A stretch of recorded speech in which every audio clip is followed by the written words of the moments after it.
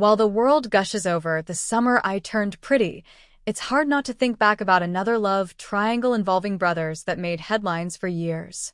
In I Was Feeling Epic, an oral history of the Vampire Diaries, author Samantha Highfill dives into the creation and legacy of the hit CW drama, which aired from 2009 to 2017. In an exclusive excerpt below, Ian Somerhalder, who starred as Damon Salvatore, reveals that during Season 3, he had some issues with his storyline changes. He was becoming more of the love interest while Stefan, Paul Wesley, was in his villain arc. Pre-order the book here, available on September 9th. With the family reunited, Esther decides it's time to throw a ball. Bringing everyone together will be her chance to use Elena's blood to complete a spell that will bind her children, meaning what happens to one will happen to all.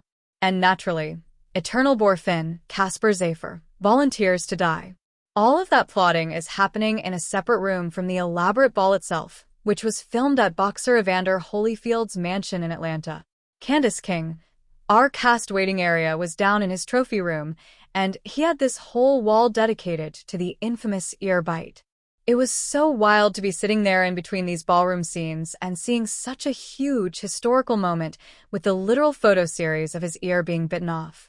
But he had a ballroom in his house, as one does in the middle of Atlanta. Paul Wesley. There was a bowling alley. I really felt like I was in one of those Vegas hotels that's supposed to look real but it's fake, like the Venetian kind of, where it makes you feel like you're in Venice but you're definitely not in Venice. It was that kind of energy. I think he was on the property. I saw him from afar a few times.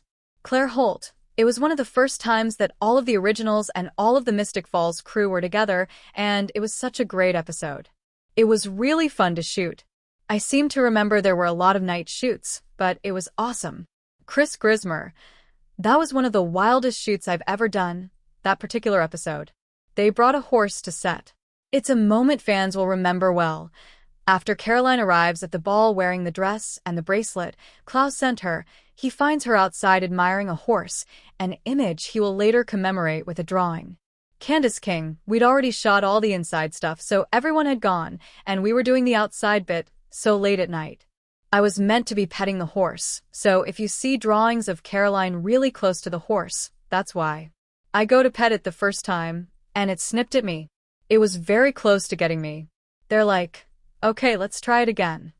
It did it again. Then they had me distance a little bit, and then it started to get irritated. Cut to the person who owns the horse, who was like, oh yeah, it gets really stressed out around bright lights. Chris Grismer.